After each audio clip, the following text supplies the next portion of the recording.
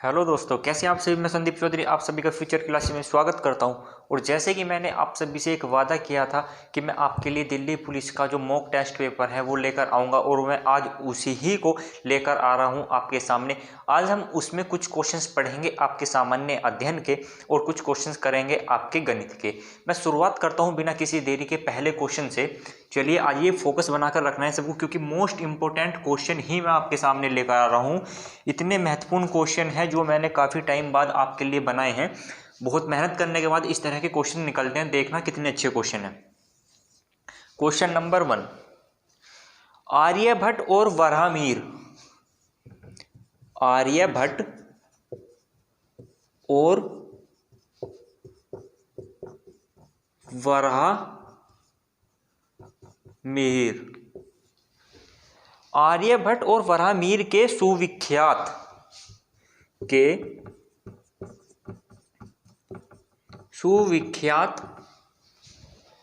नाम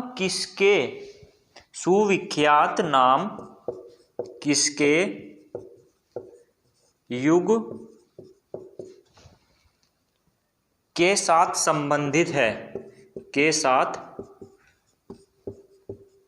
संबंधित है? चलिए उत्तर दीजिए, क्योंकि आप सभी ने तैयारी अपनी लगभग कंप्लीट कर चुके हैं, क्योंकि एग्ज़ाम आपका नज़दीक है। और उम्मीद करता हूं कि आप सभी ने अच्छे से तैयारी की होगी। और सभी बताइए कि इसका उत्तर क्या होगा। ए गुप्त वंश, सेकंड कुषाण वंश, सी मौर्य वंश, और डी पाल वंश। चलिए, क्वेश्चन आपसे पूछा गया है, आर्यभट्ट और वराहमिहिर के सुविख्यात नाम किसके युग के साथ संबंधित है? आर्यभट्ट और वराहमिहिर थे, वे किस युग से संबंधित थे? उनका नाम किस युग से संबंधित था? Question number 1। इसका उत्तर जल्दी बताइए कि इसका उत्तर क्या होगा। चलिए मैं आपको बताता हूं, इसका उत्तर होगा ए। आर्यभट्ट और वराहमिहिर आपके गुप्त वंश से संबंधित थे। जब आपका गुप्त वंश चल रहा था उस समय वहां पर कौन थे? आर्यभट्ट और वराहमिहिर। चलिए नोट कीजिए, बहुत ही महत्वपूर्ण क्वेश्चन है आपके लिए। इसी तरह के क्वेश्चन देखने के लिए मिलेंगे, और उम्मीद करता हूं कि ये क्वेश्चन डायरेक्टली भी आ सकते हैं आपके एग्जाम में। अब समझिए, गुप्त वंश, इस क्वेश्चन से अनेकों क्वेश्चन निकलते हैं। गुप्त वंश के संस्थापक कौन थे? गुप्त वंश के संस्थापक थे श्री गुप्त। सबसे जो फेमस हुए हैं वे कौन हुए हैं गुप्त में? वे हुए चंद्रगुप्त द्वितीय। नेपोलियन की उपाधि, भारत के नेपोलियन की उपाधि किसे मिली है? वो मिली है समुद्रगुप्त को। वे सभी इसी गुप्त से रिलेटेड थे, सभी इस गुप्त वंश से संबंधित थे। मौर्य वंश के संस्थापक चंद्रगुप्त मौर्य, और पाल वंश के संस्थापक गोपाल। चलिए इतने क्वेश्चन निकल जाते हैं आपके, एक क्वेश्चन से अनेकों क्वेश्चन निकल जाते हैं, वो मैंने आपके सभी क्लियर करा दे हैं। अगर ये क्वेश्चन आता है तो डायरेक्ट आप आंसर देंगे गुप्त वंश। आप कहा था गुप्त वंश के संस्थापक श्रीगुप्त, मौर्य वंश के संस्थापक चंद्रगुप्त मौर्य, पाल वंश के संस्थापक गोपाल। चलिए नोट कीजिए। सेकंड क्वेश्चन की ओर बढ़ते हैं। सेकंड क्वेश्चन में पूछा गया है, चीनी यात्री फाहियान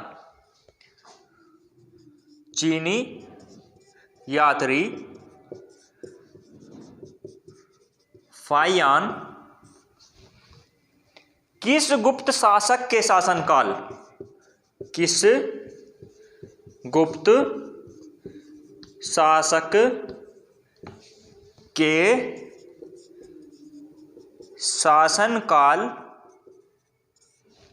शासनकाल के दौरान भारत आया था? क्वेश्चन पूछा गया है, चीनी यात्री कौन? फाहियान किस गुप्त शासक के शासनकाल के दौरान भारत आया था? जब आपका गुप्त शासन चल रहा था उस समय कौन सा गुप्त शासक था जिनके समय पर चीनी यात्री फाहियान आया? जल्दी बताइए। अगर मैं इसको ऑप्शन दे देता हूं आपको, ऑप्शन है आपके श्रीगुप्त, बी चंद्रगुप्त प्रथम, सी चंद्रगुप्त द्वितीय एंड डी कुमारगुप्त। चलिए आपको चार ऑप्शन दिए गए हैं। क्वेश्चन है चीनी यात्री फाहियान किस गुप्त शासक के शासनकाल के दौरान भारत आया था? जल्दी बताइए इसका उत्तर क्या होगा। आपके सामने चार ऑप्शन दिए गए हैं, श्रीगुप्त, चंद्रगुप्त प्रथम, चंद्रगुप्त द्वितीय और कुमारगुप्त। तो इसका उत्तर होगा चंद्रगुप्त द्वितीय। चंद्रगुप्त द्वितीय के समय में चीनी यात्री फाहियान कहाँ आया? भारत आया। चलिए नोट कीजिए, स्क्रीनशॉट ले लीजिए। क्वेश्चन इतने इंपॉर्टेंट आपके चल रहे हैं, बहुत ही इंपॉर्टेंट है। इसी तरह के क्वेश्चन आपको देखने के लिए मिलेंगे। देखिए ये क्वेश्चन अगर डायरेक्ट आते हैं तो आप बिल्कुल ऐसे ही आंसर देंगे क्योंकि आपने देख लिया। अगर ये क्वेश्चन नहीं आते हैं, इनसे अलग क्वेश्चन आते हैं, लेकिन आएंगे कहाँ से? आएंगे गुप्त शासन से ही। मैंने बता दिया आपको, गुप्त वंश के संस्थापक श्रीगुप्त, सबसे महत्वपूर्ण चंद्रगुप्त द्वितीय, नेपोलियन की उपाधि समुद्रगुप्त। तो आपको जहां तक उम्मीद है कि सभी क्वेश्चन क्लियर हैं आपके, और मैं उम्मीद करता हूं कि यही क्वेश्चन आपको डायरेक्ट मिल सकते हैं। फोकस बनाकर रखिए, बहुत ही महत्वपूर्ण क्वेश्चन हैं सभी जितने भी मैं आपके सामने ला रहा हूं। चलिए नेक्स्ट क्वेश्चन की ओर बढ़ते हैं। Question number third. Question number third पूछ रहा है कवि कालिदास किसके राजकवि थे? क्वेश्चन नंबर 3 आएगा, कवि कालिदास किसके राज कवि थे? चलिए बताइए जल्दी। कवि कालिदास किसके राजकवि थे? चंद्रगुप्त मौर्य के थे, समुद्रगुप्त के थे, कुमारगुप्त के थे? जल्दी बताइए। Option first Chandragupta Maurya, option B Kumaragupta, option number C Chandragupta द्वितीय, ऑप्शन नंबर डी चंद्रगुप्त प्रथम। चलिए बताइए। क्वेश्चन पूछा गया कवि कालिदास किसके राजकवि थे? जो आपके कवि थे कालिदास, वे किसके राजकवि थे? चंद्रगुप्त के राजकवि थे, चंद्रगुप्त मौर्य के राजकवि थे, कुमारगुप्त के राजकवि थे, चंद्रगुप्त द्वितीय के राजकवि थे, या चंद्रगुप्त प्रथम के राजकवि थे? तो आपका उत्तर है, सही उत्तर है आपका चंद्रगुप्त द्वितीय। चंद्रगुप्त द्वितीय के राजकवि थे कौन? कालिदास। महत्वपूर्ण क्वेश्चन है, बहुत ज्यादा है। इसी तरह के क्वेश्चन आपको देखने के लिए मिलेंगे। चलिए नोट कीजिए क्वेश्चन को। अगली और क्वेश्चन की ओर बढ़ते हैं।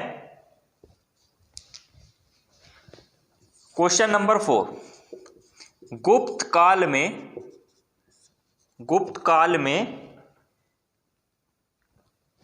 किस धातु के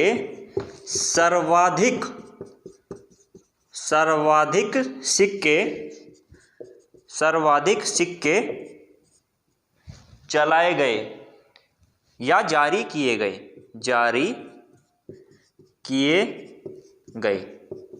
चलिए आपके सामने चार ऑप्शन हैं। प्रथम ए सोना, बी चांदी, सी तांबा, डी लोहा। चलिए चार ऑप्शन आपको दिए गए हैं। क्वेश्चन पूछा गया है आपसे गुप्त काल में किस धातु के सर्वाधिक सिक्के जारी किए गए? तो इसका उत्तर है ए सोने के सर्वाधिक सिक्के आपके गुप्त काल में जारी किए गए हैं। चलिए क्वेश्चन पूछा जाएगा गुप्त काल में किस धातु के सिक्के सर्वाधिक सिक्के जारी किए गए, तो वह थे आपकी धातु कौन सी थी? सोना। चलिए नेक्स्ट क्वेश्चन की ओर बढ़ते हैं। Question number 5। नागालैंड भारत का विधिवत राज्य कब बना? क्वेश्चन नंबर 5 पूछा गया है नागालैंड भारत का विधिवत राज्य कब बना? नागालैंड भारत का विधिवत राज्य कब बना। विधिवत से आशय है आपके संविधान के हिसाब से हमारे कॉन्स्टिट्यूशन के अकॉर्डिंग नागालैंड भारत का विधिवत राज्य कब बना। जल्दी ऑप्शन है आपके सामने, ए 1962, बी 1963, सी 1964 एंड डी 1965। आपके सामने क्वेश्चन रखा गया नागालैंड भारत का विधिवत राज्य कब बना, तो वह बना आपका 1963 में। आंसर होगा आपका 1963 में।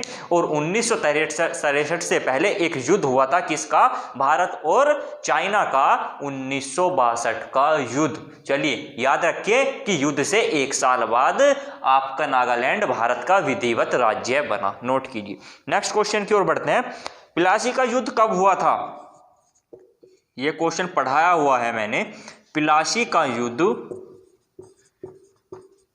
कब हुआ था, यह क्वेश्चन पढ़ाया था आपको जब हम पढ़ रहे थे बंगाल पढ़ रहे थे, उस समय मैंने आपको पढ़ाया था प्लासी का युद्ध। और प्लासी के युद्ध के साथ साथ मैंने एक युद्ध और पढ़ाया था आपको, बक्सर का युद्ध। चलिए क्वेश्चन पूछा गया है प्लासी का युद्ध कब हुआ था, तो प्लासी का युद्ध A option 1956, B 1957, C 1958 and D last one 1964। Question पूछा गया प्लासी का युद्ध कब हुआ था, तो प्लासी का युद्ध हुआ था आपके 1957 में। और 1964 में हुआ था आपका बक्सर का युद्ध। चलिए नोट कीजिए। एक क्वेश्चन से आपके दो क्वेश्चन क्लियर हो गए हैं। प्लासी का युद्ध हुआ आपका 1957 में और बक्सर का युद्ध हुआ आपका 1964 में। यह क्वेश्चन बहुत ही महत्वपूर्ण है, प्लासी या बक्सर। एक क्वेश्चन हमेशा रिपीट करता है और आपको देखने के लिए मिलेगा एक ना एक शिफ्ट में आपको ये क्वेश्चन यहाँ से, इन दोनों में से एक ना एक क्वेश्चन जरूर मिलेगा। गारंटी के 100% लिख कर ले जाइए कि कोई ना कोई सी शिफ्ट में यहाँ से क्वेश्चन जरूर ही मिलेगा आपको। एक क्वेश्चन आता है आपका तराइन का युद्ध। तराइन का प्रथम युद्ध हुआ था किसके मोहम्मद गौरी और पृथ्वीराज चौहान के मध्य 1191 में। उसमें डिफीट हो गया था कौन, मोहम्मद गौरी। एंड देन 1192 में नेक्स्ट युद्ध हुआ आपका तराइन का द्वितीय युद्ध मोहम्मद गौरी और पृथ्वीराज चौहान के बीच में, जिसमें पृथ्वीराज चौहान डिफीट हो जाते हैं, मोहम्मद गौरी की विजय हो जाती है 1192 में। उसी के विजय के उपरांत 1206 में जो नींव रखी जाती है भारत में गुलाम वंश की जो नींव रखी जाती है वो उसी के बिहाफ पर 1192 के युद्ध के बिहाफ पर ही रखी जाती है। चलिए, जिसमें कुतुबुद्दीन ऐबक को गुलाम वंश के जो शासक बना दिया जाता है दिल्ली का। चलिए चीज़ें इतनी जुड़ी हुई हैं, चीज़ें बहुत हैं करने के लिए। मैं सोचता हूँ कि कम समय में आपको ज़्यादा से ज़्यादा चीज़ें प्रोवाइड कराऊँ। चलिए जितने भी क्वेश्चन करा दिए हैं अभी तक 6 क्वेश्चन हैं, 6 के 6 अपने आप में आने की पूरी गुंजाइश है कि ये क्वेश्चन आ सकते हैं। नेक्स्ट क्वेश्चन है कंचनजंगा पर्वत शिखर कहाँ स्थित है।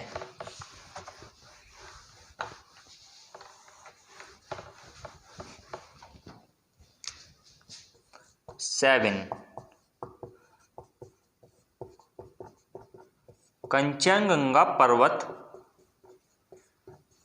शिखर कहाँ स्थित है। बहुत ही महत्वपूर्ण क्वेश्चन है। पर्वतों से आपके क्वेश्चन आने की संभावनाएं बहुत ही ज्यादा बन जाती है। ऑप्शन फर्स्ट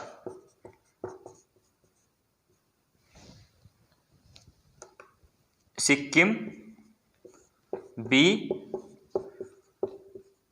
नागालैंड, सी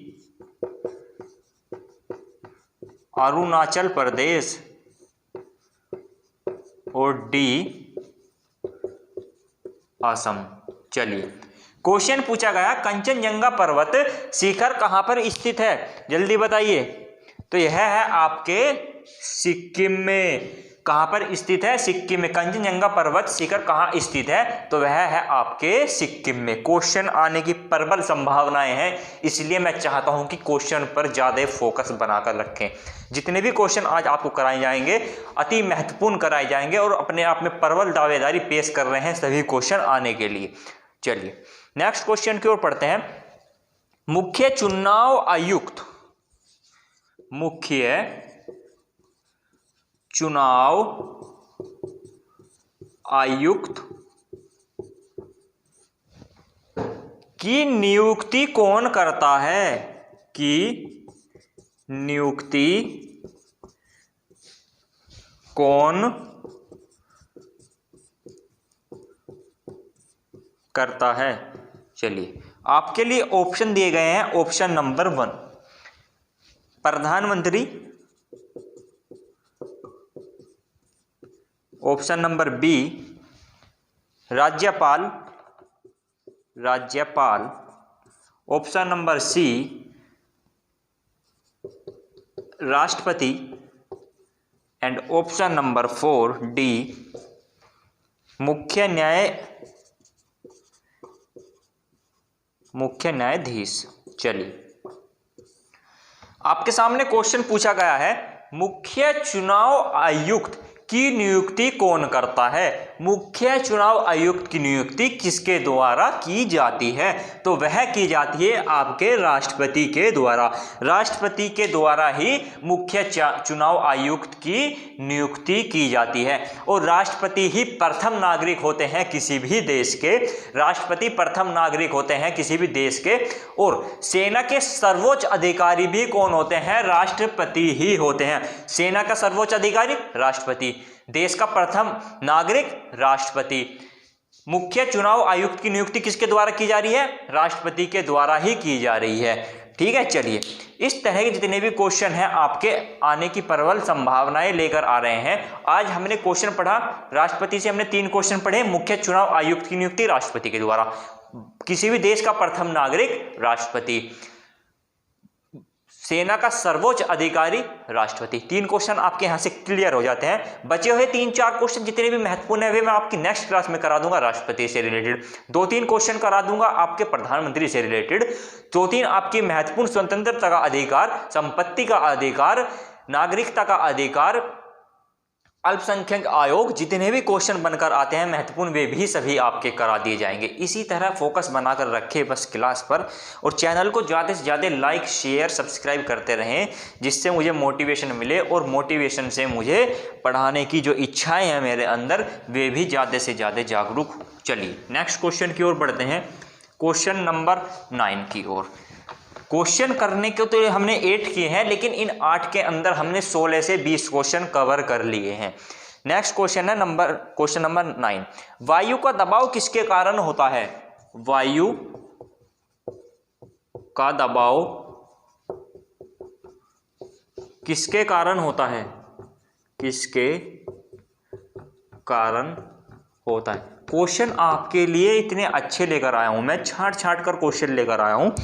कॉन्स्टिट्यूशन से भी क्वेश्चन ले लिए हैं, हिस्ट्री से भी क्वेश्चन ले लिए हैं, साइंस से भी क्वेश्चन उठा कर ला रहे हैं। तो मिक्सचर है सभी क्वेश्चंस का, सभी पार्ट्स का मिक्सचर है। बहुत ही अच्छे क्वेश्चन है। आप कोई दिल्ली पुलिस में ही काम नहीं करेंगे, आपके रेलवे के एग्जाम में भी ये काम करने वाले हैं 100%। ऑप्शन है आपका ए दाब, ऑप्शन बी वजन, ऑप्शन नंबर सी घनत्व और ऑप्शन नंबर डी गति। क्वेश्चन पूछा गया वायु का दबाव किसके कारण होता है, तो उसका उत्तर है घनत्व के कारण। वायु का दबाव किसके कारण होता है? वायु का दबाव होता है घनत्व के कारण। चलिए नेक्स्ट क्वेश्चन की ओर बढ़ते हैं, क्वेश्चन नंबर 10। क्वेश्चन नंबर 10 में पूछा गया है, हाल ही में करंट से क्वेश्चन आ रहा है उठकर आपका, हाल ही में किसने वर्ष 2020 का बुकर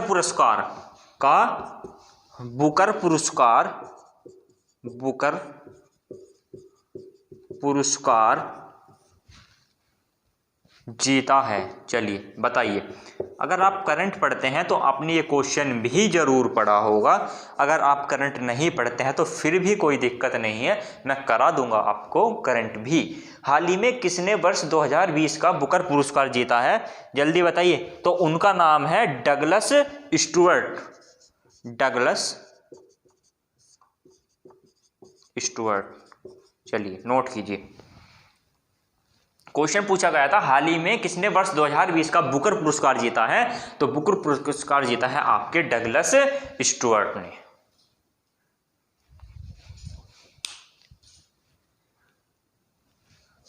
चलिए नेक्स्ट क्वेश्चन की ओर बढ़ते हैं। 10 क्वेश्चन हमारे कंप्लीट हो गए हैं और एक क्वेश्चन मैं आपको ओरल ही करा रहा हूं। क्वेश्चन नंबर 11 है, प्रतिवर्ष विश्व शौचालय दिवस कब मनाया जाता है। प्रतिवर्ष विश्व शौचालय दिवस कब मनाया जाता है, तो प्रतिवर्ष विश्व शौचालय दिवस आपका 19 नवंबर को मनाया जाता है। 19 नवंबर अभी आपकी 3 दिन पहले ही गई है। क्वेश्चन पूछा जाएगा प्रतिवर्ष विश्व शौचालय दिवस कब मनाया जाता है, तो वह मनाया जाता है आपका 19 नवंबर को। ठीक है, चलिए नोट कीजिए। 11 क्वेश्चन कंप्लीट हो गए हैं। अब हम अगले नेक्स्ट पार्ट पर पढ़ते हैं। पार्ट है हमारा नेक्स्ट गणित। गणित के पार्ट पर चलते हैं। गणित से क्वेश्चन उठाकर ला रहे हैं अभी हम। क्वेश्चन नंबर फर्स्ट, एक मेज जिसकी कीमत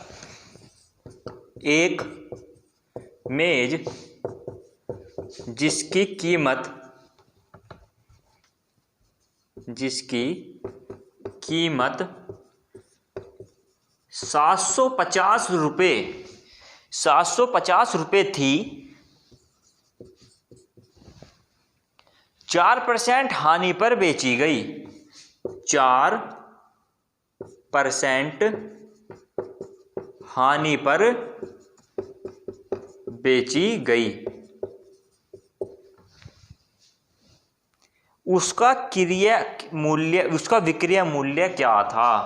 उसका विक्रय मूल्य क्या था। चलिए सॉल्यूशन करते हैं।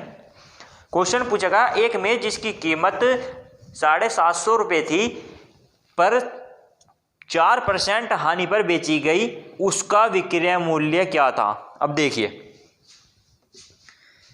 कि कोई भी चीज अपने आप में क्या होती है, 100% होती है। क्वेश्चन कहा एक मेज जिसकी कीमत 750 रुपये थी, मतलब 100% की कीमत कितनी थी, 750 रुपये। आगे कहा 4% हानि पर बेची गई। 100 पर थी 750 रुपये, 4% हानि पर मतलब 96% पर बेची। कितने पर बेची, 96% पर। उसका विक्रय मूल्य क्या होगा। 100 पर 750 रुपये था, 96 पर कितना होगा, तो 750 गुना 96/100। यूनिटरी मेथड कहते हैं इसको। ये सबसे सिंपल होता है और समझने के लिए हम इसी यूनिटरी मेथड के द्वारा पूरे कंप्लीट मैथड को सॉल्व कर सकते हैं।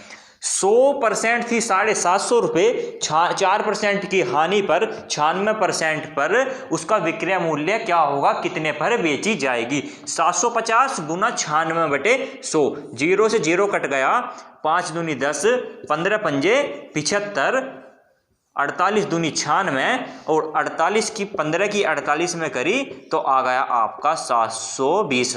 चलिए 720, 8 पंजे 40, 0 4, 15 चौका 60, 60 और 4 12, 72। चलिए 720 रुपये में आपकी बेची गई, 15 चौका 60 600 और 15 अट्ठे 120, 720। ठीक है ना। तो ये मत सोचना कि डायरेक्ट कैसे लिख दिया, डायरेक्ट लिख दिया है क्योंकि ये चीजें सब कैलकुलेशन से ही आती हैं। क्वेश्चन को एक बार जरूर देखिए, दोबारा देखिए। एक मेज जिसकी कीमत 750 रुपये थी, 4% हानि पर बेचने पर उसका विक्रय मूल्य क्या होगा। कोई भी चीज 100% होती है, 100% होती है तो 100% की कीमत 750 रुपये थी, 4% हानि पर बेची तो 96% पर बेची। 750 गुना 96/100, आंसर आ गया 720। 720 रुपये में वह मेज बेची गई। चलिए नोट कीजिए। नेक्स्ट क्वेश्चन की ओर बढ़ते हैं। क्वेश्चन में कहा गया एक वस्तु 200 रुपये में बेचकर, नेक्स्ट क्वेश्चन की ओर बढ़ते हैं, क्वेश्चन नंबर 2।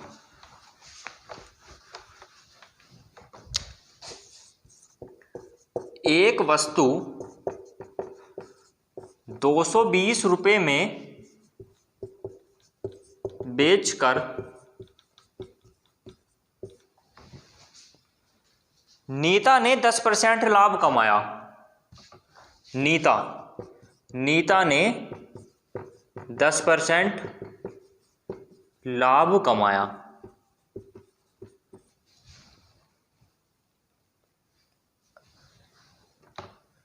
अगर वह 30% लाभ कमाना चाहती है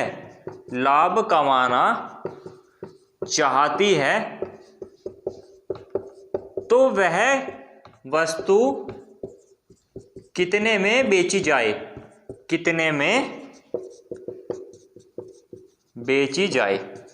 क्वेश्चन देखिए, सबसे पहले आपका क्वेश्चन होना चाहिए कि आपको क्वेश्चन समझ में आ रहा है या नहीं आ रहा है। सबसे महत्वपूर्ण है क्वेश्चन को पहले समझे, क्योंकि अगर क्वेश्चन अच्छे से समझ में आ जाएगा तो क्वेश्चन आपका चुटकियों में क्लियर हो जाएगा। क्वेश्चन कहा है एक वस्तु 200 रुपये में बेचकर नीता ने 10% लाभ कमाया। जितना भी आप क्वेश्चन पढ़ोगे उतना ही आपको लिखना है। एक वस्तु 200 रुपये में बेचकर नीता ने कितना कमाया? 10% लाभ कमाया। मीन्स 100 की चीज उसने कितने पर बेची? 110 पर बेची। 100 की चीज थी, कोई भी 100% होता है। उसने कहा एक वस्तु 220 रुपये में बेचकर नीता ने 10% लाभ कमाया। 100 की चीज कितने में बेची? 110 में, 220 रुपये में। 10% लाभ पर 120, 10% 220। अगर वह 30% लाभ कमाना चाहती है, पहले तो 10% कमाती है, अब कह रहा है अगर वह 30% कमाना चाहती है तो कितना हो जाएगा? 130। तो वह वस्तु कितने में बेची जाए? तो 130 220 गुना 130 बटे 100। 0 से 0, 0 से 0, 13 दूनी 26, हासिल लगे तो 13 दूनी 26, 260। 0 0, 13 दूनी 26। देखिए, एक वस्तु 220 रुपये में बेचकर नीता ने 10% लाभ कमाया। अगर वह 30% लाभ कमाना चाहती है तो वह वस्तु को कितने में बेचे? 110% तो थी 220, लेकिन कोई भी चीज 100 होती है तो 100 कितनी होगी? 100 कितनी होगी? अब आप 220 का 10% निकाल लीजिए। 200 का 10% कितना होगा? 20 रुपये। वो चीज तो थी 200 रुपये की, लेकिन 10% उसने लाभ कमाकर कितने में बेच दी? 220 में बेच दी। अब वो कह रहा है अगर वह 30% लाभ कमाना चाहती है तो वह कितने में बेचे? 30% मतलब 130% पे उसे वो चीज बेचनी होगी। 200 उसकी क्या थी? एक्चुअल प्राइस था, उसकी खुदरा मूल्य थे 200 रुपये। 130 में बेचने पर उसे कितने में बेचेगी 30% लाभ कमाने के लिए? गुना 130 बटे 100, 0 से 0, 0 से 0, 13 दूनी 26। 260 रुपये में अगर वह उस वस्तु को बेचती है तो उसे 30% का लाभ होगा। चलिए नोट कीजिए। तो वह वस्तु उसे कितने में बेचनी होगी? वह वस्तु उसे बेचनी होगी 260 रुपये में। नेक्स्ट क्वेश्चन की ओर बढ़ते हैं। क्वेश्चन बहुत अच्छा है। क्वेश्चन आ रहा है आपका उठकर परसेंटेज से क्वेश्चन आपका उठकर आ रहा है। क्वेश्चन है क्वेश्चन नंबर 3। 250 का 250 का 25%, 250 का 25% का 20% कितना होगा? देखिए, जो स्टूडेंट पहली बार एग्जाम देने जा रहा होगा वो इसमें ही क्वेश्चन में अटक जाएगा, क्वेश्चन ही उसे समझ में नहीं आ पाएगा। आपको एक कार्य करना है, पहले पूरा क्वेश्चन पढ़ना है, उसके बाद आपको समझ में नहीं आता कोई बात नहीं, आप थोड़ा थोड़ा क्वेश्चन पढ़िए और उसी चीज को लिखते हुए चले जाइए। क्वेश्चन 250 का मतलब होता है गुना, 250 का 25%, 25/100 का गुना 20%, 20/100। सिंपल, 0 से 0, 0 से 0, 2 पंजे 10, 5 पंजे 25, 5 दूनी 10, 5 से 5 कट गया, बचा कितना 25/2, 2 ही कम 2, 2 दूनी 4, 2 पंजे 10, 12.5। 250 का 25%, 250 का 25% कितना होगा, 25 चौका 100, 250/4 इतना होगा। लेकिन उसने कहा उसका भी 20%, तो गुना 20%, तो 250 के 25% का 20% होगा 12.5। चलिए नोट कीजिए।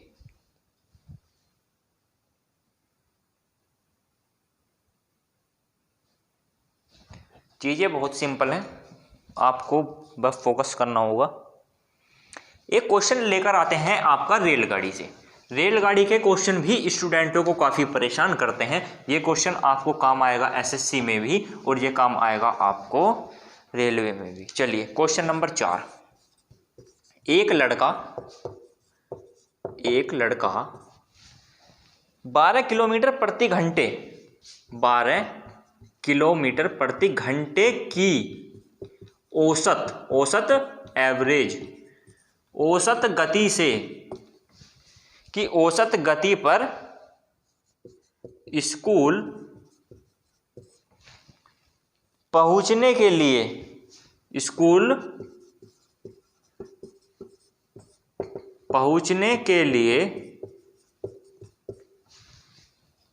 20 मिनट लेता है। कितनी मिनट लेता है, 20 मिनट लेता है। यदि उसे 15 मिनट में स्कूल पहुंचना हो तो औसत गति क्या होगी। यदि उसे 15 मिनट में स्कूल पहुंचना हो तो औसत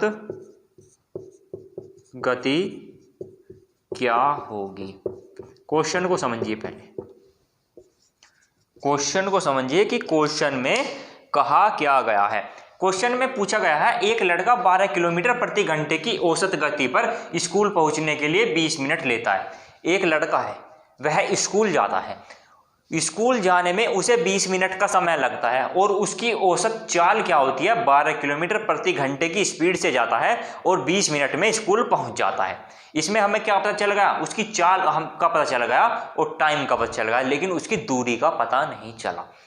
उसने फिर पूछा यदि उसे 15 मिनट में स्कूल पहुंचना हो तो उसे औसत गति क्या होगी। 20 मिनट में औसत गति थी उसकी 12 किलोमीटर प्रति घंटा, तो उसकी 15 मिनट में औसत कितनी प्रति घंटा होगी। सबसे पहले हमें क्या निकालना होगा, उसकी दूरी। जब हमें दूरी पता चल जाएगी तो हम उसकी औसत गति को भी निकाल लेंगे।